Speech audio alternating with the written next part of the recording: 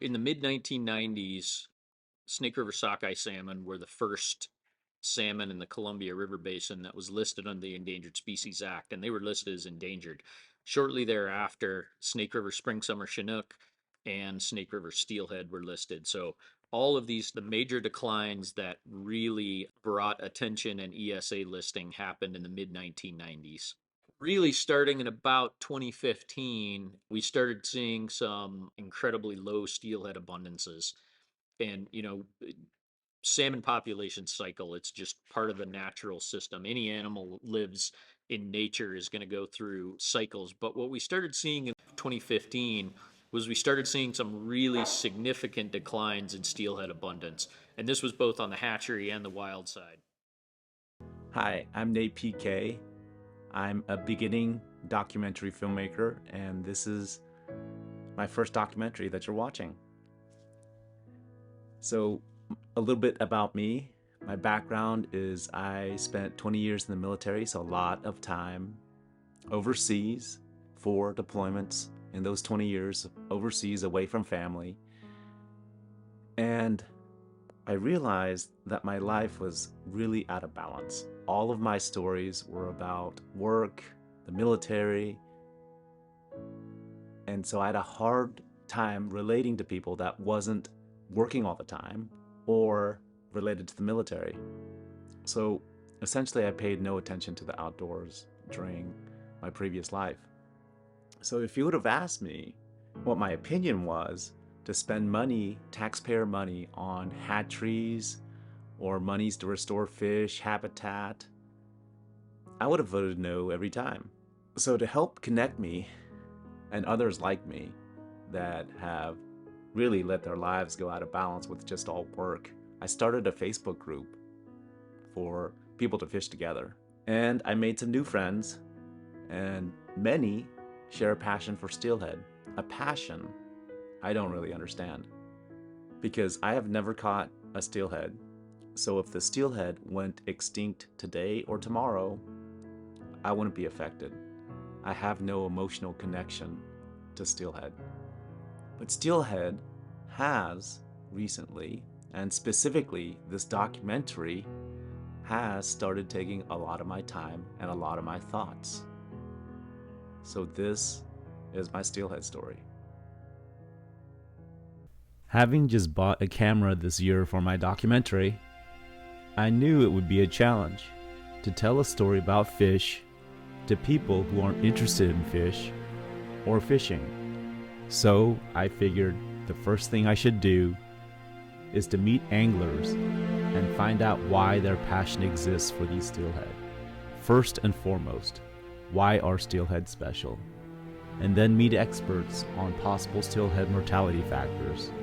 And then finally interview experts on what is the best steelhead survival plan.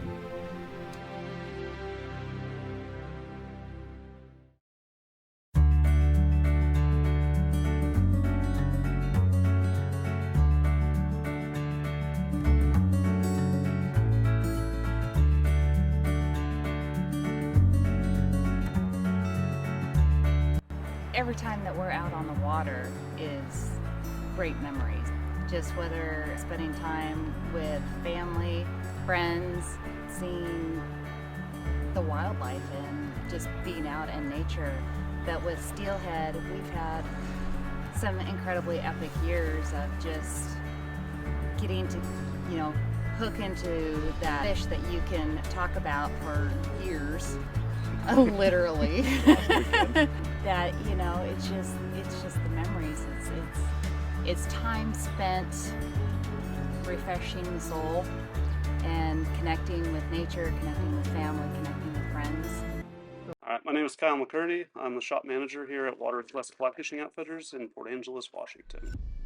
It's a cliche, but steelhead are just an incredibly magical fish. They're a bit of a mystery. They're born as a rainbow trout in the rivers, and then in the early stages of their life, they leave the rivers and spend a year to 4 or 5 years in the salt water, just feeding and growing. No one really knows exactly where they go or what they do. But then when it's time for them to spawn, they travel thousands of miles and come back into the river they were born in. And they're incredibly resilient and tough and a strong fish, and like catching one of them, whether it's on conventional gear or a fly rod, is just an absolute thrill. The second you hook that fish, your heart rate just skyrockets, and they just cartwheel out of the water and just make the most amazing run for their life, and it's an absolutely addicting feeling. It does.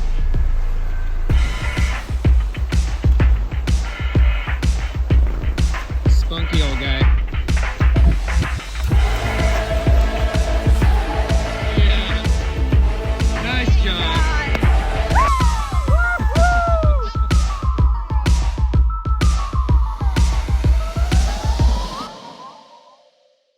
So I was out there swinging a green-butted skunk through in the evening.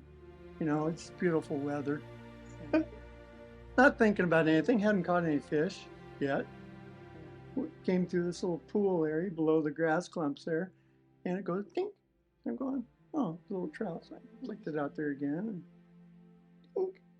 You know, I'm going, well, I'm gonna set on him this time. If he bites again, then you know, it was a steelhead. It just come up, you know, and I go, oh, here we go. that's not a trout.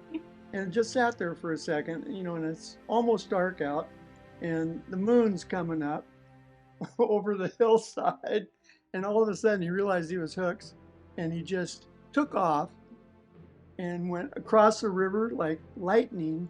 I had this white fly line, I'll never forget it, and it looked like a laser going across the river. Just, and he got clear to the other side and beached himself on the other side. Came clear out of the water, was flopping around on the beach on the other, still hooked up. And finally I had some pressure on him, and he bounced back into the water, went tearing downstream. I floundered and fell in and waded down, you know, like 50 yards, finally landed him in the moonlight. And so that was my first steelhead ever. So that was a nice introduction. Of course, I had to put ice on. Wrestling fish in the water, that's it. You know, I had to put ice on my shins, and from getting beat up, falling in, chasing it downstream in the dark, and I love it. unbelievable. Yeah. It's like, Mike, what would it be like if there was no steelhead? Oh, it would, you know, it would not be the same, I don't think, for many, many people. You know, the people that have caught steelhead, and even the ones that only wish to catch steelhead, but maybe haven't yet done it. You know, I would not, you know, the world would be a little shallower place, I think.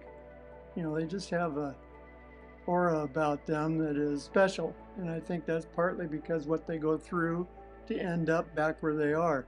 You know, the whole streamborne ocean travel and return is pretty amazing, you know, story all by itself. So. And to survive it multiple times, Yeah. as opposed to salmon coming up once and dying. Absolutely. The memories that I've got from that is so good, because 1994 my boy lost his leg up above the knee due to cancer, and there's a lot of places that we had to go through back sloughs and whatnot, and he couldn't walk in his crutches, and so either me or one of my buddies throw him on our backs and pack him across on the river bar. We go at it again. He caught a high teener and whatnot, and one just hammered mine. And I grabbed it and I thought, Bud, that's a dandy. That's a monster. And I went to fighting it and whatnot, and the water's a little murky, and I felt him run between my legs, and I picked my leg up and I fell over backwards in the river. Was splashing around, still trying to keep a hold of the fish and so on and so forth, and I got him up to the bank, and Mike slipped the net under him, and he goes, Dad, you fell in the river for that one? He said, look at mine. And whatnot. It was just, I mean, I'll never forget it. And you can ask Bob or Mike or anybody around here. We love fishing as much as anybody, but the kids were the highlights to take. I interviewed over 20 anglers, and all of them were thrilled to share their steelhead stories with me. Coming from a trout background in Big Sky, Montana, I'm used to catching pretty small fish or pretty small trout. And to see these large rainbow trout that are ocean going and come back from the ocean. It's just an amazing sight to see. An immediate thing that I was struck was that, differently from my trout fishing, a lot of the times the anglers have to chase the fish, as the fish are so powerful that they overwhelm the rod and reel tackle sets. If I had to summarize on the 20 anglers, it's a combination of thrilling fight and, for a lot of them, a deep appreciation and gratitude for the species. Now it's time to meet fish managers and find out why these fish are in trouble. Washington State as a whole, in most places, are listed as threatened under the Endangered Species Act. Coastal steelhead are unique in that they have not been listed under the Endangered Species Act. So that's a pretty important difference other places. So the status of coastal steelhead, while not listed, we know that they are declining in abundance. So we're watching them really close, and we're taking pretty bold action here to make sure that we're in this transition zone where we're actually increasing abundance. When we look at numbers from past wild steelhead abundance, we can see that total wild steelhead abundance across the coastal region exceeded 60,000 fish in many years. So in this graph, each color represents a different river system that coastal steelhead are returning to. And when we stack them on top of each other, we can see the total number of wild steelhead for each system. Today, in all of these rivers, the number of wild steelhead are much less than they used to be. And in most cases, less than half the number of wild steelhead are showing up to each river. In fish management, people often refer to the 4 H's. So we're thinking about hydropower, hatcheries, harvest, and habitat. These are really important for most fish on the West Coast here, but specifically salmon and steelhead. In the coastal region, this is no different. All 4 of these principles are really important to consider when managing any fish population. But specifically when we have a population that has declining abundance, all 4 of these principles are extremely important. And an example of that is if we have some aspect of these 4 H's that's not performing well, so possibly we have habitat issues.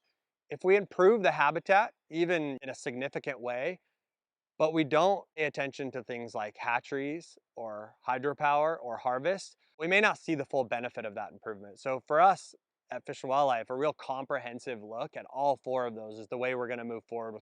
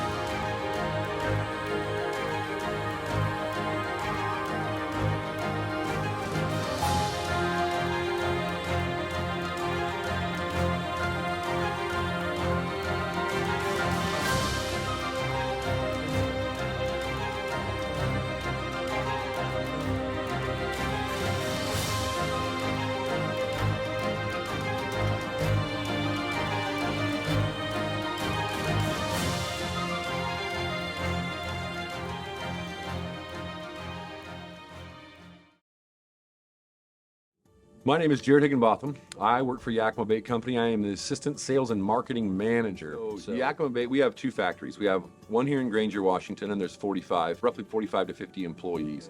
And fishing is what puts food on the table for all of us, all of us employees. Every lure I go out and sell benefits every employee here. And, you know, fishing is something that has to be available. You have to have these fish for us to be able to sell fishing lures in certain locations. And so with no fish, that economy dies. That customer that buys that lure for that specific area is gone. So, you know, it's so important for the livelihood of so many. You know, I mean, when I go out and I go to work, I'm not just out selling fishing lures so people can catch fish. Yes, that's part of the coolest part of my job, but I sell fishing lures because I love every one of these employees. I love every one of their family members. I know them all. And, you know, in a way, they rely on myself and the President Dan McDonald to get out and sell this gear so they can build it so we can all have a job. So, you know, the fact that the fish are here and stay here and we take care of fish and fisheries and habitat for these fish is very, very vital to our way of life. So my name's Dan McDonald. I'm the president of Yakima Bait Company. I've been president since January of 2013, and this is a family business. We've also introduced a number of fishing lures in the steelhead market, and over the last 40 years, that part of our business has continued to have battles. There's been obviously a decline in returning steelhead. This has affected us in a number of ways. Oftentimes, summertime, depending on steelhead returns, we've had to do a reduction in hours for our production. We've often had to go from a 40-hour work week to a 32-hour work week, and those things are unfortunate. And we've had to diversify products just because of that. The opportunities that are available for us with our product and brands within the steelhead industry is huge. We're known for these products, and to see the declines continue to take place, it's been a real economic issue for us. Looking to the future, there is opportunity. These steelhead runs can be returned. The science is backing supports us for these measures, and for our community, it's a tremendous amount of not only local jobs, but all the jobs within our industry for steelhead fishing.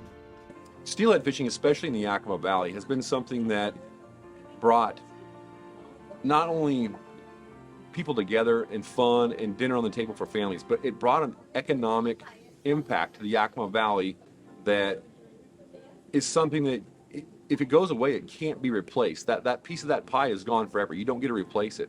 And I managed a store called Hammers Outdoor World. It was in Union Gap, which is a suburb of Yakima, Washington. And I managed that store for 8 years. And the first 6 years I was there, steelhead fishing was good. It was open at night. We had, you know, a lot of local fisheries, and they went from basically May all the way until November, December, January. You could fish steelhead everywhere, right? And that economic impact, that economic value of that was every day I was selling line, I was selling leader, I was selling bait, I was selling ice, I was selling hooks, I was selling weights, lures, you know, licenses for the state, everything out of that store. And all of a sudden, steelhead runs start to diminish. They start to dwindle to the point that these fisheries that we used to be able to participate in, there was a lot of them in different places that were gone. Like, no more fishing, can't fish for steelhead. And when that happened, that daily cash flow, that daily money coming in, it really put the store in a bind, because that fishery was so demanding, especially for Yakima Valley people, that it basically is one of the things that put the store under by losing that particular fishery. So, you know, steelhead are important, not just to put on your table, not just to go out and high five with your buddies. That stuff's all great, but they're important for economic impact for people working for jobs. The overall impact of bringing back salmon and steelhead fisheries just in this valley alone is astronomical. Your friend's job down the road can be my job, right? Like, I have a great job. You can be involved in fishing. It's going to bring back, you know, these hotels, these restaurants, all these things that are gone, that you're missing, that you don't get to see anymore. This is what this brings back. We have, you know, I think that there would be more jobs coming to this region, but not necessarily like new businesses either, right? But Buffalo Wild Wings will be busier. Motel 6 will be busier. Hertz Rental Car will be busier. Yakima Airport will be busier. Uber will be busier. Yeah. All these things that benefit so many people, that's the game changer, right? That's the game changer. It's building these businesses. It's not like we have to start new. It's growing the ones we already have that we already support.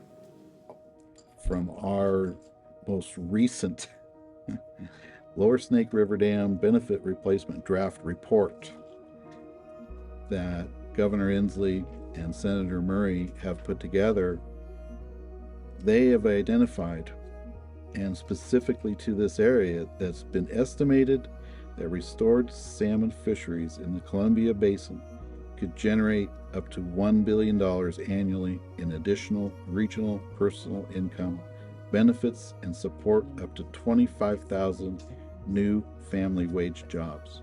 We have awesome wineries here. People are already coming here, right? Let's give them something else, right? Let's make Yakima Valley, the Eastern Washington, the Alaska, right? To where people travel here for a destination, not only for the wineries or you know, to see the farming or whatever, to fish, right? To come here to fish, you know? And not only that, it brings families together. Fishing brings families together, right? And so there's so many positive impacts that it so outweighs the negative impact that it's just a given. As a company and as a manufacturer, these are real opportunities. These are real jobs. You've seen the real people at this factory today. These are real things that we could increase. These are the economics that nobody's talking about. When I tell my in-laws who enjoy low power, they don't realize that 4 Snake River dams provide 5% or less of the actual power on the hydro grid. That what is being told to them is misrepresenting the numbers. And so when we look at these reports and we see that $1 billion annually, that is a huge amount. If that includes all the other costs that are diminished by removing dams, it's even more significant. And I think those are the facts that I wish more people had the opportunity to hear and understand. It's not coming from, you know, a manufacturer that's solely dependent. We've had to diversify. But just imagine if we had those fish back, our business would be thriving. The guide business, the tourism business, all these local economic jobs. But if we were to return those runs even 10 years ago, it would be an economic boost that would be unbelievable for just not only us, but everybody associated with the steelhead in this industry. Everybody has to think through is listen to what their vote will mean, whether it's in the primaries, whether it's in November. What does that vote mean? Does that vote mean I'm going to continue with the status quo, or am I about change, and change for what is best for the economy of where I live, that's real, and not being told to me by lobbyists and politicians that are trying to keep their jobs?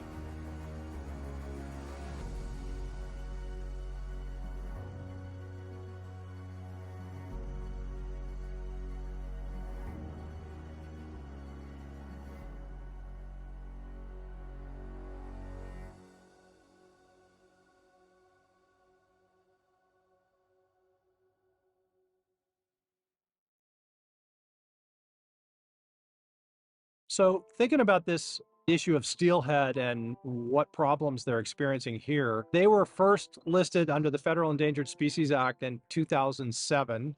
That listing was revised or renewed in 2014. They're still listed as threatened. But we were seeing problems here in Hood Canal, which is the water body behind me, as early as the late 1990s. So around 1999, NOAA and Long Live the Kings, the Skokomish Indian tribe, Washington Department of Fish and Wildlife, and others decided to try a novel technique to restore steelhead populations, because we were in a situation where in a river like the Hamahama River that may have had up to 1,000 steelhead returning or more, we were down to 18 adult steelhead returning to the river, which was a crisis. And this was before they were listed under the Federal Endangered Species Act. We didn't know why that was. The habitat on at least the west side of Hood Canal is really quite good. A lot of it's in the national forest and big national park. Fishing has been curtailed for steelhead here. And there's no production hatchery program for steelhead in existence now either. So the impacts were significantly lower here, and we couldn't understand why they were down. So a strategy to recover them was to employ a novel hatchery recovery program where we would sample adult steelhead in the environment, look where they're spawning, mark their reds, come back after time had expired, and collect their fertilized eggs. So we knew that the offspring of these fish are fish that could fertilize eggs in nature. Take them back to a hatchery, rear them for a period of time, low growth rates and low densities, release most of those fish back into the environment as 2-year-old smolts ready to head to sea, retain a small portion of the fish for adults to adulthood, and release them back into their native rivers when they're ready to spawn. So this was thought of as an approach that would increase the population against whatever the insults were that were causing the population to decline and essentially keep it from going extinct. And what we found is that we were able to get the population numbers up by about a factor of 10, but we were looking for a factor of 100 at least, and we weren't very close to what we considered recovery targets. And we started looking at, given that the habitat in the canal was pretty good, in both the marine environment and the watersheds, we started looking for other factors. And one of the things that we did was to put acoustic transmitters in steelhead smolts that were going into the marine environment and then track them using receivers throughout Hood Canal and out into the Strait of Juan de Fuca. What we found there is that there seemed to be a significant amount of dropout active transmitters around the Hood Canal Bridge. In other words, steelhead mortality seemed higher in the general vicinity of the Hood Canal Bridge, which is the infrastructure you see behind me here. It floats on Hood Canal across 83% of the channel. There are open spans on either end, and it goes down 15 feet into the water. So this was interesting to us. In general, though, we were losing about 85% of the steelhead in their first 2 weeks of marine migration. If you look at mortality throughout the entire extent of Hood Canal and out to the middle of the Strait of Juan de Fuca, that was a pretty high mortality rate. So there was a significant amount of dropout of acoustic transmitters in steelhead around the bridge here, but there was also significant loss before and after the bridge. So what we did is thinking that, well, what is going on at the bridge? Got some funding from the state, the Washington State Legislature, and Senator Kristen Wolfus from Kitsap County provided funding for us to do an intensive study for 2 years at the bridge to look at what might be impacting steelhead survival, and if it was in fact right at the bridge where it was occurring. So we were looking at the distribution of steelhead vertically in the water column, horizontally across the face of the bridge, extending out from the bridge in 2 directions. We also had temperature sensitive transmitters that would read if the temperature of the probe went up, indicating perhaps predation by a warm-blooded animal. And we did that for 2 years in a row. We also looked at things like noise at the bridge and lights, were those causing problems for steelhead. And what we found 2 years in a row is that around 50% of the steelhead perished at the bridge. And in almost every case when a transmitter eventually stopped transmitting, the swimming behavior associated with that transmitter would change. It would go from being right at the surface like a juvenile steelhead to moving up and down in the water column. In many cases, the temperature went way up, indicating predation by a warm-blooded predator. So it appears that predation is a significant source of mortality for steelhead here in Hood Canal, and we think in other places in Puget Sound. We think that it is a warm-blooded predator like a harbor seal and or a harbor porpoise, or harbor porpoises and harbor seals that are causing the mortality, and that there is something to do with the structure of the bridge floating down into the water for an active surface migrator like steelhead that is causing them to get caught at the bridge and held up and then collecting there, more susceptible to predation. And in fact, visual observations have indicated that harbor seals corral juvenile steelhead into the corners of the bridge and have increased predation there. Putting the kind of mortality that we're seeing at the Hood Canal Bridge for steelhead in context, at 50%, that is a number that's equivalent to mortality on juvenile steelhead leaving the Snake River Basin that is caused by 4 lower Snake River dams as the fish go out and their reservoirs, and 4 lower Columbia River dams and their reservoirs. So the cumulative impact of 8 dams is the same as the impact of the Hood Canal Bridge, and that's really significant. So we have a challenge here, and we need to do something about it. In order to address the challenge that we see for steelhead at the bridge.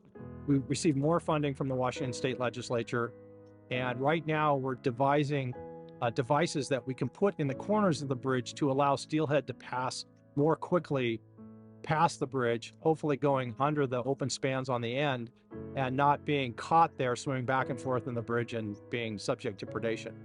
If we can increase the survival there by even 10%, that would be a significant impact. If not, if that doesn't work, then maybe the only solution here is to replace this bridge with a design that allows fish to pass unobstructed underneath the bridge. That's a very expensive proposition, so we're hoping that in the meantime, while we come up with a design and wait for other transportation projects to get taken care of, that these devices or structures that we put on the bridge will increase survival significantly. So some of the impacts that we worry about for steelhead are things like high temperature in our rivers, pollution in our rivers. We have steelhead in the Nisqually River that have high concentrations of flame retardants. We are concerned about lack of habitat, and wild steelhead will rear in freshwater for 2 years before going to sea. So for the entire year, the river has to be in the kind of condition that can support steelhead. We have to have cool running water. We have to have places for those fish to hide. We have to have insects and food for them to eat. And so we really need to start thinking about how we take care of our riparian areas.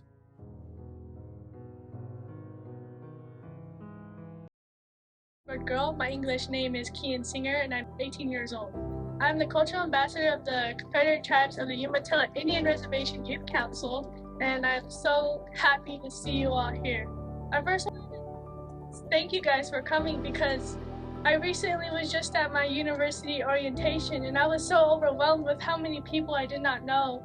And when I came here and I seen you guys supporting us as Native American people fighting climate change, it hurt, because I've never been around so many people who cared about us. It's always so hard to go near people who don't know who I am or what I represent. Everyone's here today coming together because we care about our water, our salmon, and our people. Everyone, we are all a community standing up together to fight what we believe in. It was so powerful just to see the bald eagle that was coming to us, because it's Creator telling us that He believes in us, that we're going forward together. That bald eagle is a symbol to us as Native American people. We're going down. Just like Najoni said, the salmon are dying. That's us. We are salmon people. That's who we are. Without the salmon, what are we? People? We're just gonna stand around doing nothing? No, as youth and CTYR, we're standing with other tribe and tribal leaders, and of course you guys, to come forward to our president and all these Oregon legislators, because we want change and we need it now. Just as my grandma said in 1950s, that's a long time ago, and I'm a 4th generation fisherwoman. My great grandma told her kids, I'm gonna fight for our fish in the treaty wars, in the treaty of fishing rights. They got their land and they got their treaty fishing spots, but they wanted to fish. They wanted to tell my mom, I'm gonna fight for you because I want your daughters and your sons to fish out there on the Columbia River. I'm gonna promise you, daughter, that I'm gonna bring fish home to you. Well, look what happened. She did it. She got her treaty rights. She got the fishing spots on the Columbia River, but now what? The fish are dying. That was supposed to be something I was supposed to do when I was growing up, was fish on the river, but now I can't because the fish are dying. And it hurts so much knowing that my grandma, my great grandma, who passed away recently, is no longer able to see the fish anymore. And she knew that the fish were going to be gone. And it's so hard knowing that even the fish these size are no longer here. I mean, the most fish I've ever seen in my life in one tote was 12. Like, my grandma used to fish all the time, and it's so hard knowing that we're not going to see those numbers anymore. The native fish are dying, and we're relying on these genetically engineered fish that look weird. I don't know, I don't want to touch those, but I know that our native species need to stay here in the rivers, and that the water matters to us because it's who we are as tribal people. And I really related to Taya over there because it hurts knowing that our tribal people are dying and that fish is who we are. And this is probably the first time I've ever shed tears or showed any emotions, because it's what my mom's been asking me all day. Is what is wrong with you, Kian? Why aren't you showing any emotions? Because it hurts. I've I've never cried in front of people because I just thought I've got to be strong for my grandma and all the people who rely on me to bring the fish back home. And I want to thank you guys so much for coming. It's so meaningful knowing that you guys care about us.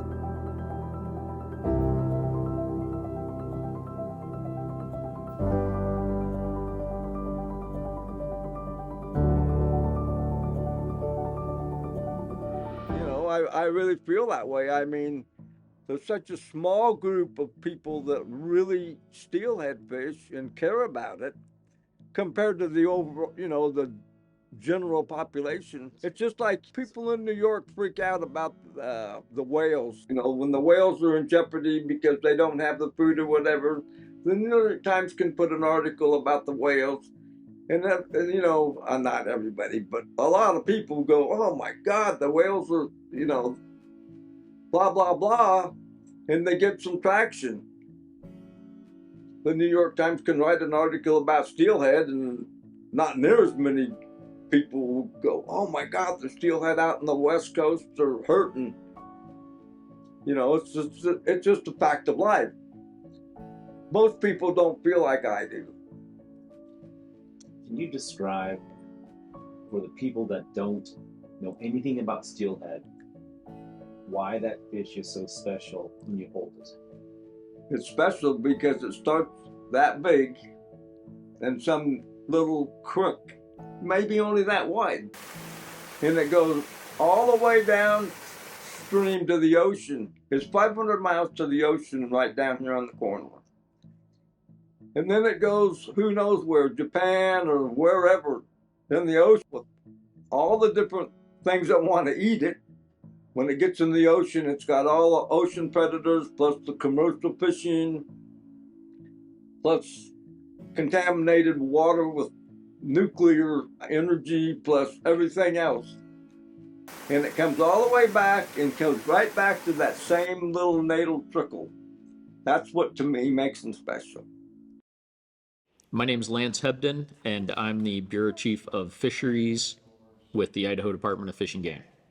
There's kind of two stories in steelhead. Prior to the 1970s, all of our steelhead were wild. When you hit the 1970s and through the 90s, you start getting programs coming online, hatchery programs.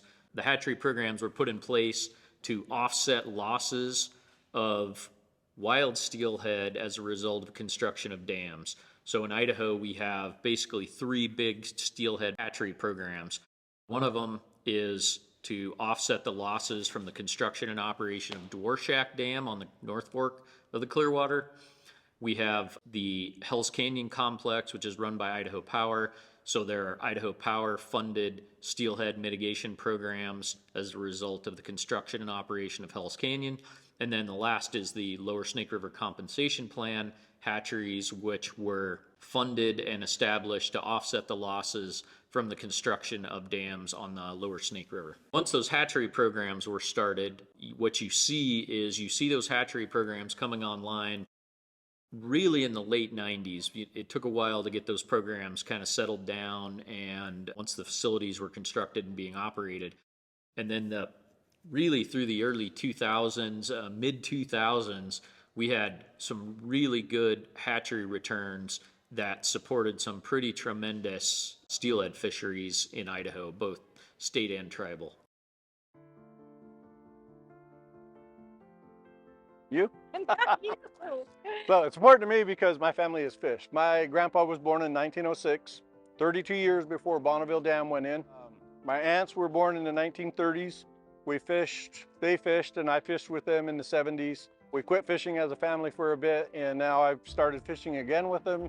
Well, I guess in the 90s. 30, 40 years seems like a fast time to me, but anyhow, we fish, and that's what we do. We eat them, we sell them, we provide them to the rest of the tribe or tribal members. So I've always been in fish. So it's important to me because salmon, steelhead, they're iconic to the Pacific Northwest, right? In the Columbia River, the Snake Basin. This is the heart of where these fish have been produced for thousands of years. And just only in the last 100, the returns have declined to the point where we're worried about losing them. And salmon are cool. They're a huge important part of the ecosystem. They provide for people, they provide for animals. For us to lose that is almost unthinkable. So to me, it's I can't imagine doing anything else other than working to try and restore and recover these fish. When the tribe signed the treaty in 1855, there were still good numbers of natural fish here, and the millions. The tribe ate 60% of their diet was salmon and steelhead. So there were 10,000 of us. 60% of your food every day would have resulted in several 100,000 fish we consumed a year.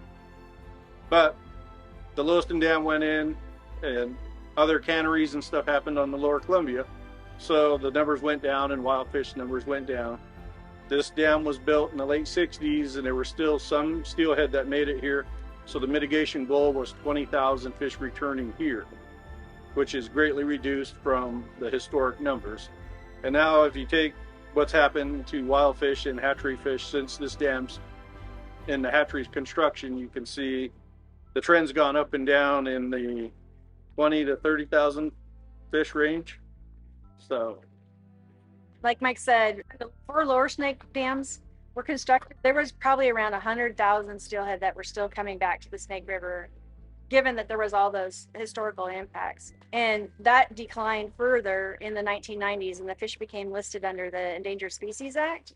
And that prompted a lot of actions to be put in place through the Northwest Power Act and the Bonneville Powers Fish and Wildlife Program. There's been a lot of habitat work that's been done. Through litigation on the hydro system, there's been actions put in place to help fish get past dams, both as juveniles on their way out and adults returning. Ocean conditions have fluctuated up and down. In the last 5 years, there's been a drastic reduction in steelhead returns back to the Columbia and the Snake Basin. And we're very concerned. After you get 5 or 6 years more in a drastic decline, it's really hard to pull the abundance back up. And so we're doing what we can for wild fish, but we're also producing hatchery fish to be able to provide fish for harvest to mitigate for the effects of those dams. Without hatchery production, there would not be any fish up here to utilize, either in sport fisheries or any meaningful tribal harvest. So for total returns in 2016, over 100,000 steelhead. But last year, total returns, including the hatchery returns, was less than 50,000, and the wild fish were less than 10,000. We've seen a drastic decline. It's further concerning because of the climate change situation that we are dealing with and the warming ocean conditions. We can't continue to do the same old and expect a different outcome. But in the meantime, we also have to have the hatchery production to be able to have fish to utilize to support economies, to support tribal culture, and to provide an opportunity to access steelhead. The people don't fish on wild fish. It's the hatchery fish that provide any opportunity for food. In the last 5 years, there have been fishing closures, which in Idaho is like a big deal. yeah, Idaho, the state sportsmen changed their season to 1 over 28 inches, which would be a B steelhead, to where typically they were fishing for 3 or 4 a day to 1 a day. In fact, I don't think they even kept anything over 28 last year. Yes, so that's a huge deal for in the state of Idaho. Like we said before, you can fish for steelhead 10 months out of the year typically. Yeah, with the low number of returning hatchery fish last year to the basin, at Lower Granite Dam, there's a trap, and it'll trap a certain percentage of the returning adults over the dam. So last year, we went down and transported adults from the trap to the hatchery to avoid them having to swim through fisheries to get to the hatchery for the next year's production. I told you this hatchery is supposed to return about 20,000 adults, and it only takes less than 2,000 to provide the brood stock to produce the 2 million juveniles, that we produce here. And we were concerned. It looked like we weren't going to be able to even get our brood stock needs. We went down to Lower Granite Dam, which is about a 2-hour drive from here, to be able to pull fish out that were climbing the fish ladder and transported them back here for brood stock. That was a really drastic measure. We haven't ever had to do that in the history of this program. So as the river warms with global warming or climate change, however you want to think of it, Rorschach Dam is a deep reservoir. Any deep reservoir, 5 degrees on the bottom. So we release water out of the dam to cool the river below. So as the snake comes from South Idaho, it's warm. At confluence at Lewiston, it's 70 degrees or more, so we send cold water from the dam here down to cool the river. And what that does is it provides a cold water refuge for some of those upper migrating fish in the snake and salmon to hold up in the lower Clearwater, but it also allows fish to continue migrating up the snake from its confluence with the Columbia because the water temperature comes down. And it allows the trap at Granite to operate because over 70 degrees, if you hold a salmoniid fish and handle it, it'll probably die. So what the situation is with the 4 lower snake dams is that they basically create 4 lakes, and they make 4 lakes out of the Snake River. They slow water down and it's able to heat up, and it's too warm for salmon to survive in during the summer. And so the dam that you see behind us is actually operated as a cooling system. The water, like Mike said, that's coming out of there is very cold. Operates that during the summer in coordination with the tribe on how things go to move cooling flows through the system so that the fish are able to survive and actually migrate up the river. As the climate changes further and things get warmer, that's going to be harder and harder to do. As it is right now, we're basically running out of cool water before the water cools itself, like in October. We're running out of cool water to cool things down. It's going to be imperative that the dams are removed to be able to provide a habitat for our fish to continue to survive, especially the wild fish. There's no chance that we'll have a recovering them without that. With the removal of those 4 dams, that cold water releases would reach farther down into the Columbia system and aid and speed the migration of those fish through the system. Not just the out migrating fish, but the up migrating adults that come through the system. Okay. So hatcheries, not the factor that is preventing our wild returns from recovering. Hatcheries are standing in the gap, basically, and providing an opportunity for people to still be connected with salmon and steelhead, still have an opportunity to harvest fish and use them for cultural and spiritual reasons. Hatcheries are a tool to hang on to wild fish while we try to deal with the things that are causing their decline. Fighting really hard to hang on to our wild fish, and I would just reemphasize with you that we're not going to be able to do that without removing those 4 lower snake dams. In order for us to effectively use that hatchery tool the way we can, the best way we can for hatchery fish and wild fish, we really need to take care of our infrastructure. These facilities, all the facilities in the Columbia Basin are aging.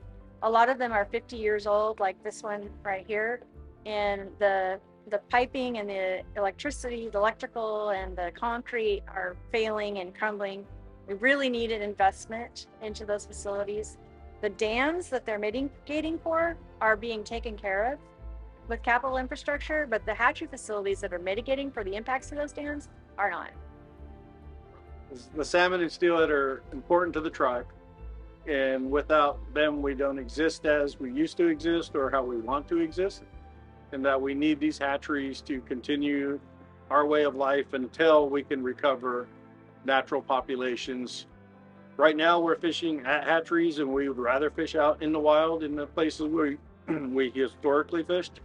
But given what we have to have these hatcheries to fish every year.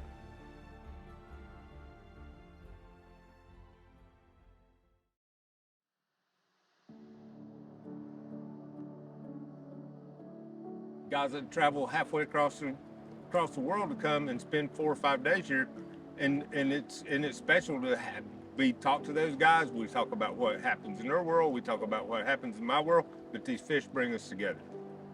And to have someone come from a long way away and hook a fish, only one fish, or not even hook a fish in their trip, they don't go away them going, I'm never coming back. They're going away going, I'm coming back to get one of these, because they are that special.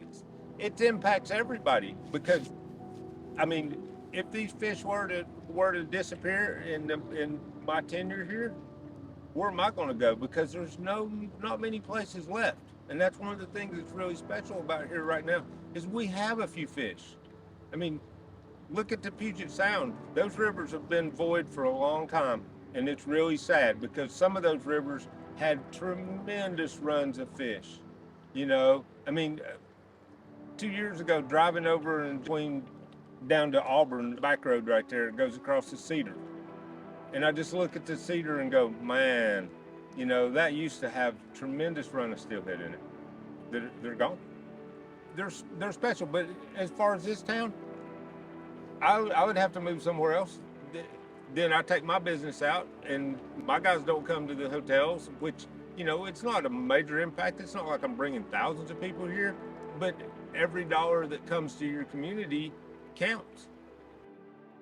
So when we talk about the steelhead issue in our area and the four Snake River dams, I won't argue with anybody that the Snake River Dam removal might not help the steelhead recovery. I do not believe it will recover the steelhead. I believe you have to address commercial fishing off the ocean, and you got to extend our boundaries outwards to stop the unauthorized commercial fishing. And you also have to address the habitat. And the habitat, I don't mean habitat that's within the bounds of where the steelhead can go now. Dorshak Dam needs passage or removed. Hell's Gate Dam needs passage or removed, as well as all the other dams in southern Idaho. If you open up the habitat to more steelhead spawning, you're going to increase the number of steelhead and salmon that come back. And so the proposal to remove the four dams, I feel, is way too quick. They should do other things before they remove the four dams.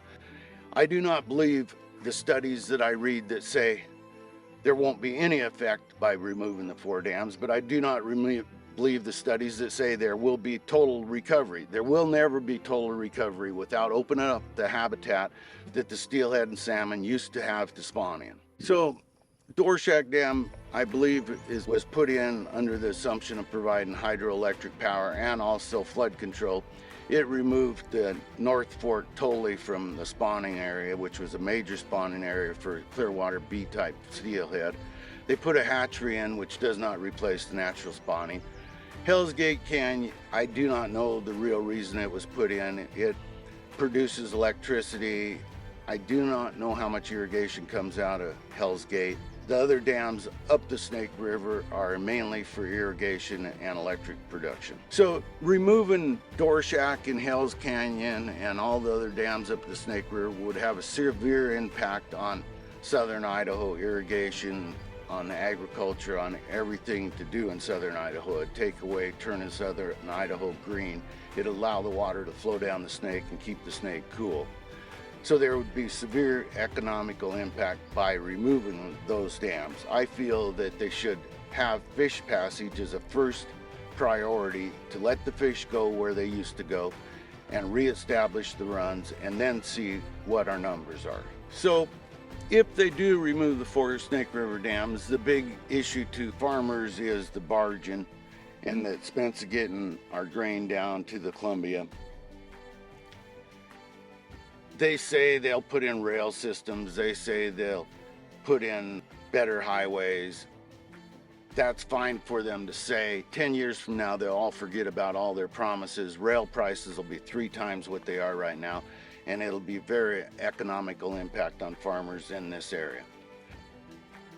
So if the dams were removed, before they remove them, they have to have a rail system that will provide transportation for all the grain up and down the river, and it has to be at an affordable level.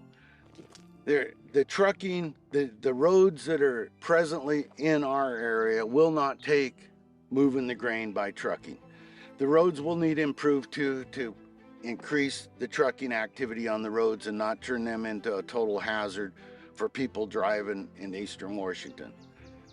Those two things will definitely have to be addressed before they remove the dams and implemented before they remove the dams. There has to be some supplement to the farmers to pay them for the decrease in the price of grain they're going to get, the net price of grain they'll get because of the increase in shipping. So in my opinion, before you spend a lot of money with the Simpson plan or any other plan that talks about removing the 4 Snake River dams, I believe that we should address fish passage on the North Fork and on the Snake River all the way to Montana, and increased hatchery and reestablishing those fish in those streams. And commercial fishermen should be compensated for the salmon and steelhead they would catch, and it should be stopped. I do not understand how you can catch endangered fish and make a living off of it. For the past 3 months, I've been trying to get a leadership interview with NOAA or NOAA. Unfortunately, NOAA leadership declined. And I know they're pretty busy with their 5-year endangered listing reviews of Pacific Northwest salmon and steelhead. Last year, Washington State Governor Jay Inslee and Washington Senator Patty Murray had commissioned an independent study, a consultant study, on the pros and cons of the 4 lower Snake River dams removal. The independent consultant study published their findings this past summer, and they referenced NOAA Fisheries' own scientists and found that removing the 4 lower Snake River dams has the highest likelihood of removing salmon and steelhead from ESA listing compared to other alternatives. Also, the NOAA Media Department sent me a draft report that shows that the biggest factor of steelhead recovery in the Snake River Basin is the hydro system or dams.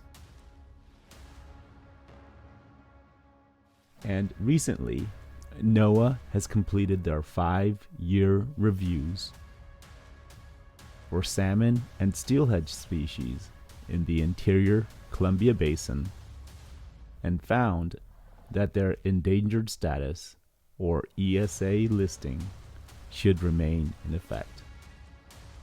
Once an animal is listed under the Endangered Species Act, the agency that's responsible for its management at that point, the federal agency, is required by law to conduct a status review every 5 years.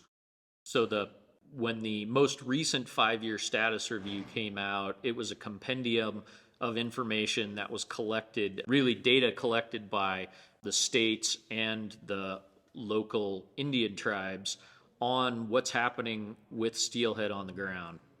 And the finding from the most recent status review was that steelhead still need the protection of the Endangered Species Act. They have not recovered to sufficient levels that delisting is warranted. So the Idaho Department of Fish and Game, we submit a lot of data to the NOAA 5-year status review, but ultimately under the Endangered Species Act, it's NOAA's responsibility. It's basically their call on the status, and so we weren't directly consulted on the final assessment or the actions that needed to be involved that NOAA called out in their 5-year status review in terms of things that needed to be done to help steelhead. So in NOAA's 5-year review and the comment where they suggested that improve fish survival through the hydro system, one of the ways that has been proposed to do that is an increase in spilling water over the dams. So as you spill more water, it does 2 things. It moves fish faster because there's less delay of them milling around the forebay above the dam, and it gives the fish less exposure to turbines. Fish going through turbines is not a good thing. It's not a good thing for survival. So those 2 things coupled together will improve juvenile survival as these fish move to the ocean. And what we saw in 2021, which was a fairly low water year, we actually saw higher speed of the fish traversing the river than you would have expected given the amount of water in the river, because we were spilling more than we have in the past. So the climate impacts are really not so much on fish going to the ocean, the little fish going to the ocean, because they're migrating in May and June when it's fairly cool.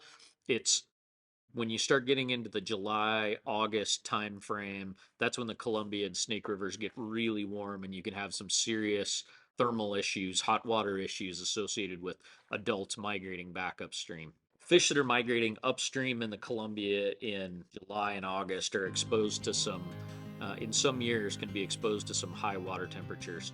What's being done right now to try to mitigate those high water temperatures, we release water from Dvorak Reservoir, which is cold, It flows down through Lower Granite Pool and cools the Snake River down below Lower Granite for a ways.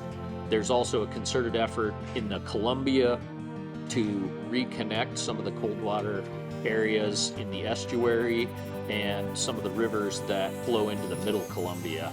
And those areas, as that cold water meets the Columbia, provides fish a little bit of thermal refuge as they're migrating upstream. It's definitely a challenge, and it is something that we have seen and have documented reduced adult survival as those fish move upstream. With the information we have, it looks like additional spill should sufficiently increase steelhead and salmon numbers to potentially get them off the endangered species list. Right now we're dealing with models. The models suggest it's possible. We need to see it work in real life. At Idaho Fish and Game, we've been managing steelhead for almost 100 years, and I think the piece that sticks with me is that these animals are incredibly resilient, and you have to be a little bit of an optimist to be a fish manager. We are working with partners in the Columbia Basin to improve migration conditions. We're working with willing landowners all over Idaho to improve habitat for steelhead. So I maintain a lot of optimism that our runs are going to be okay. We're seeing some increases in hatchery returns this year. We've got over 30,000 hatchery fish coming back to the Clearwater. That provides a tremendous fishery. We've got some challenges with one ocean steelhead returning to the salmon and snake, and these fisheries are going to cycle, but overall, I'm confident that we're going to have steelhead for a long time.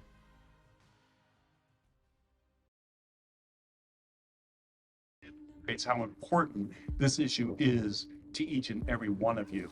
Governor Brown is so proud of this event because it's a grassroots event spurred by individuals, communities, the list of NGOs you just heard, and our tribal friends. And combined with the electeds like Governor Brown's support for breaching the 4 lower Snake River dams to save the salmon and to provide a food source for the orca, we're going to succeed. I am fully confident we're going to succeed. I wouldn't be here today if I didn't think we were going to succeed. But it's not going to be easy. It's not going to be easy. I want to address 3 key points that are very, very dear to the governor. And they're all based on the premise that time is of the essence. Number 1, the salmon are in crisis. I want to address that, and the science is clear on that. Number 2, we need to address these cultural, social, and environmental injustices. Time is of the essence on that. And third, we need to develop a lasting, enduring, comprehensive fix to this problem. And time is of the essence on that, because that's going to take politicians to stand up, take a position, and vote in favor of reaching those 4 Snake River dams. So first and foremost, the salmon are in crisis. And as I mentioned, the science is clear on this. Science has been clear for decades that the numbers are declining. There's a lot of you out there who know this, but I need to say it for some who are new to this subject. Prior to the Europeans coming in the mid-1800s, the average salmon runs coming up the Columbia past Astoria were between 9 and 17 million fish a year. 9 to 17 million, based on different ocean conditions or whatever, but it was enormous. We are now down to somewhere between 500,000 and 700,000 native salmon coming up the river past Astoria. 5% of the original runs. It's just a travesty. There are a lot of fish coming up the river that are hatchery fish, and that's great. That's a great bridge to help us get to a better future for the native wild fish. But the wild fish are down to about 5% of their run. And for those of you who may not know, those fish coming up the river are not all the same fish. They have different DNA. They are different stock. Some spawn and rear down in the estuary streams and tributaries, some in the mid-Columbia area, some in the upper Columbia Snake and upper Snake. They are individual stocks. They're not interchangeable. You can't take a Snake River fish and say, sorry, too many dams, you can't get to your spawning ground, just use the estuary streams. It's in their DNA, millions of years of DNA, where they need to go to the Salmon River. So we need to open up that river for them. And time is of the essence because those stocks, in particular, the Snake River stocks, are on the brink of what the scientists are telling us is an extinction spiral. Without action, real action soon, we may lose those stocks. So time is of the essence on that front. You'll hear a lot of folks who support keeping the dams that they'll say the science is unsettled, or we need more studies. We need more studies to see if that's true. No, the science is settled. That's delay tactic. Earlier, the tribal governments, not only with history of fishing in this area, but they're fish biologists who also have masters and PhDs, are some of the brightest people out there. They know these fish, and they know the science, and they know what's real. So we need to stop the debate on doing more studies. These fish are dying, the numbers continue to dwindle, it's time to move forward. Second point on the cultural, social, and environmental injustices, Governor Brown has been very clear that she recognizes the harms that have been done, the injustices that have been done, the lies and the broken promises. That has to change. Time is of the essence to address these injustices. As I mentioned earlier, we can't just say we're sorry for the past. We need to change how we operate, change our systems, change our politics to have a better future.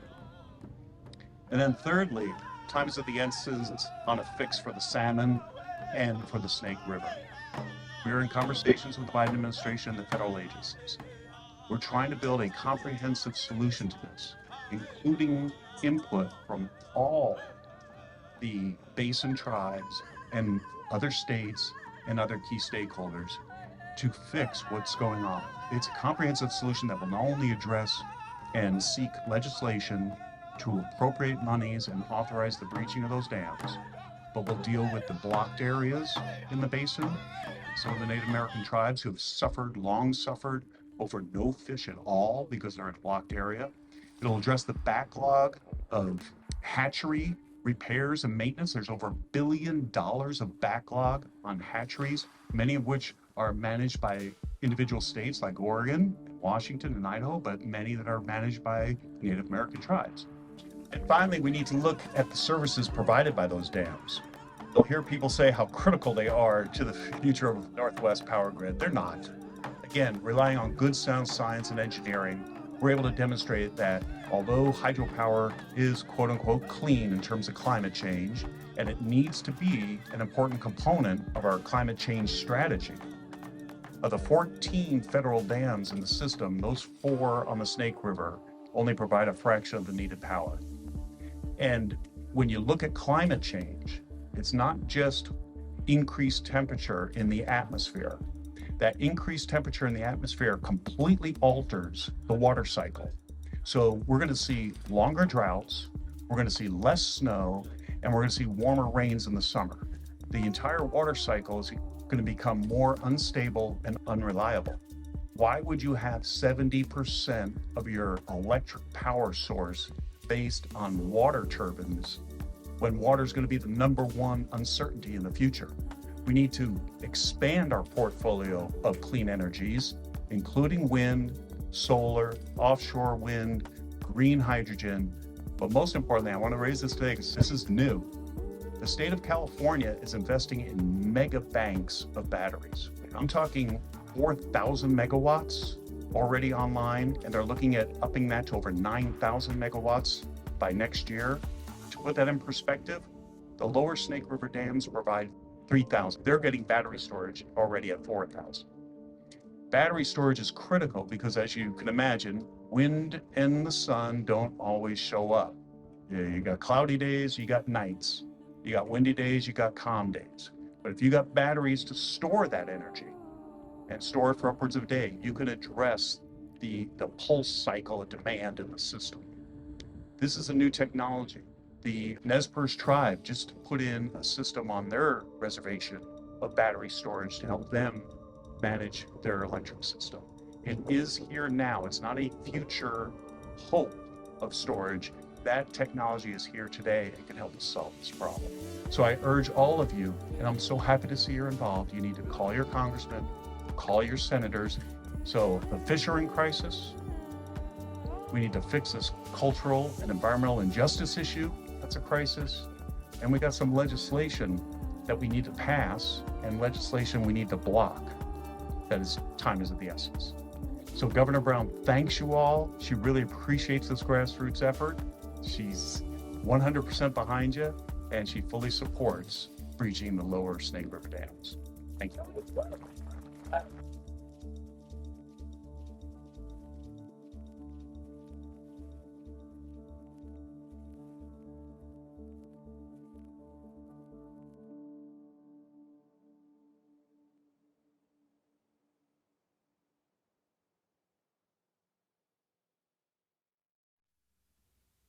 It's September 29th, 2022, or a couple days before our official documentary launch. For a few months, we have been in contact with the NOAA or NOAA media department, and they preferred that we work through them to get an interview with someone in leadership or someone like a scientist that worked on the Snake River Basin Steelhead Recovery Plan. Unfortunately, that hasn't panned out, so we're not able to show an interview with a scientist that answers some basic questions about the Snake River Basin Steelhead Recovery Plan.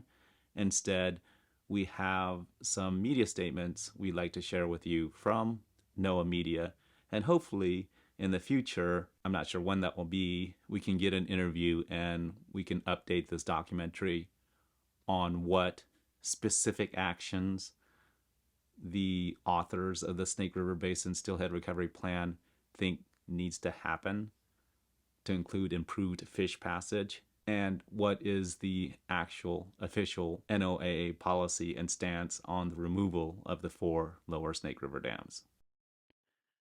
Okay, sit back and grab a cold beverage, and hopefully this is not too confusing. The Snake River Basin salmon and steelhead have been on the endangered listing since the mid-1990s, so for almost 30 years. Discussion about removing the 4 lower Snake River dams to recover fish populations has also been discussed for almost 30 years. NOAA Media has referenced 3 separate Snake River Basin steelhead and salmon recovery documents. The first is the 5-year Endangered Species Listing Review. For this report, released in September 2022, breaching dams is not in the scope of the 5-year review. Instead, the review focuses on improved fish passage through dams, habitat work, controlling predation, and modifying hatcheries. The next is the draft rebuilding report, released in July 2022, which recommends breaching the 4 lower Snake River dams. NOAA further commented that the only time that the dams need to be removed is if this region wanted healthy and harvestable fish stocks, so able to harvest wild salmon and steelhead. And here is an excerpt from that report showing that for Snake River Basin steelhead, the number 1 limiting factor in recovery is the hydro system or dams. And finally, the actual Snake River Basin Steelhead Recovery Plan, which NOAA says will get the Snake River Basin steelhead off the endangered species listing. NOAA Media Department wanted to specify that the recovery plan did not require dam breaching but did not discount it. So what is the actual position of NOAA on breaching the 4 lower Snake River dams to come off the endangered species listing? Improved fish passage for the short term. Unknown whether the 4 lower Snake River dams needs removal for the Snake River Basin steelhead to come off the endangered species listing. And if our region wants healthy and harvestable fish populations, then the 4 lower Snake River dams need to come out.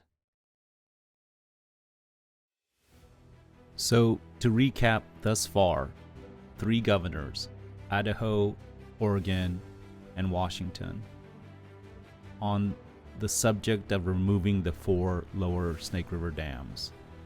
Idaho is a no. Their existing process will work. Oregon is a yes on breaching those dams. And Washington is move forward with a process to remove the dams to retain as a policy option in the future.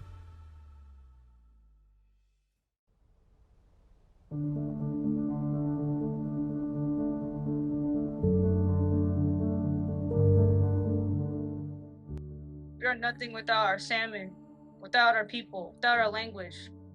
And this is not only a fight for the salmon, but for us as people. President Biden, the Native American youth in our country need your help. When you were elected, we had hope that things in this country might change, that fish, animals, waters, and forests would be protected. Now we have something to ask you. Our salmon are disappearing too quickly, and we can't wait for many more years to help them. Our elders tell us about a time when there was more salmon than our people could even eat.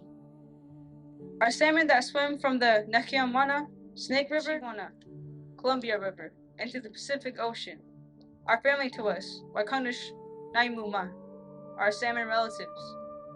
They're our relatives. The rivers are too warm and polluted, and dams are blocking them from migrating. For our tribes, there is one way that you and your friends in Congress can help.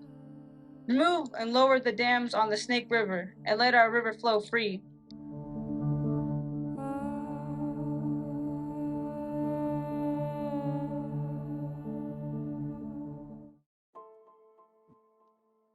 I am a state senator and I represent my district, but part of my job also is to work for the entire state because I am the chairwoman of the Senate's Budget Committee. We call it the Ways and Means Committee. And that is the committee that's key to determining how the taxes paid by the people of Washington state are spent. And so we essentially write the state budget. And the importance of that committee can't be understated because that committee's desire to invest in fish and wildlife habitat restoration projects is essential if we're going to do anything in that realm. So one of the things that I look for in members of my committee and that I really value in members of the legislature and in local leadership are people, regardless of their political party, regardless of Democrat or Republican, Eastern Washington or Western Washington, but people that are able to bridge and help everyone else bridge cultural divides, and people who are able to actively bring others together around a central theme. So I think that it's really safe to say that Washingtonians in general really prioritize the environment that we have. We really care about our natural resources. We love our natural beauty. We value our farms, we value our forests, and everybody values the people who keep our farms and farming and our forests and forestry. We don't want elected leaders who stoke fear. We don't want people looking for power by creating fear among the people they represent. At the same time, we don't need elected leaders who are creating fear and who are creating the panic that's leading to stoking the fear on the other side.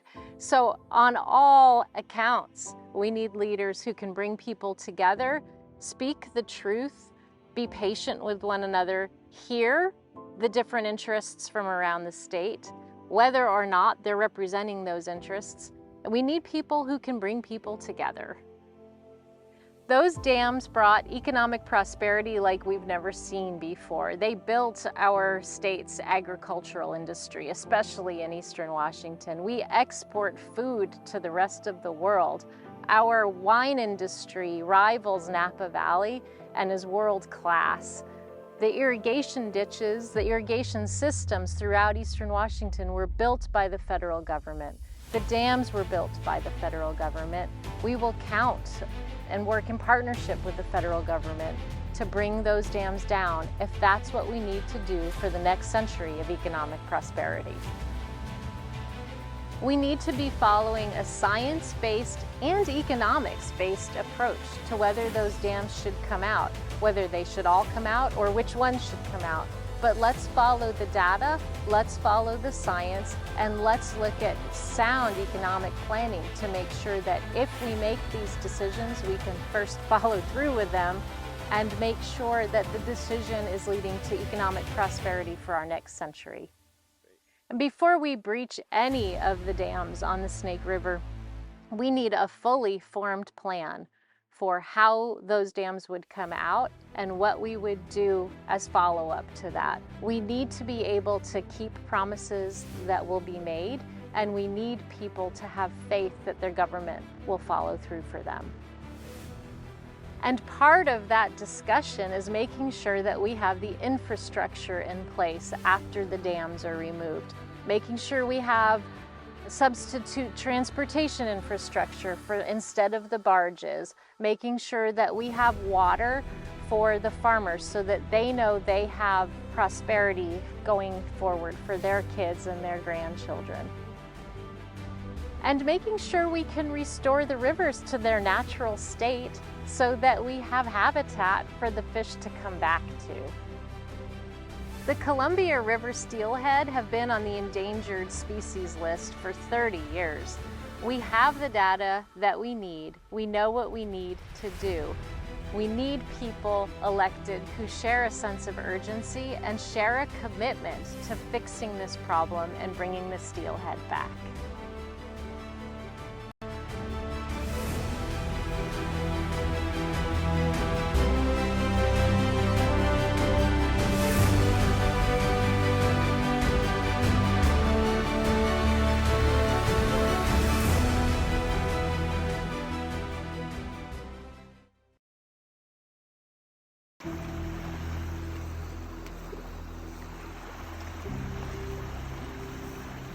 He's not ready. Oh yeah.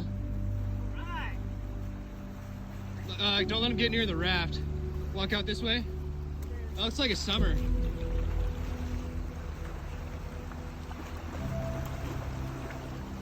Follow your fish, babe. Follow your fish.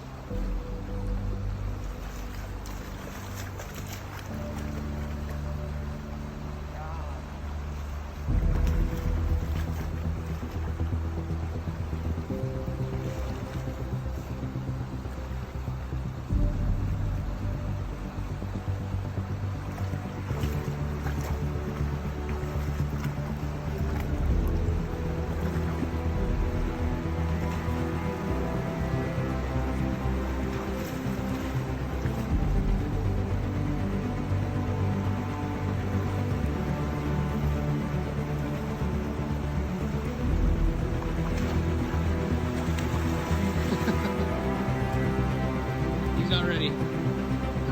How you feeling, Lauren?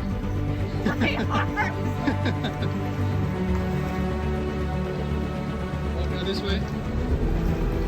He's almost ready. Not quite. You can calm him down.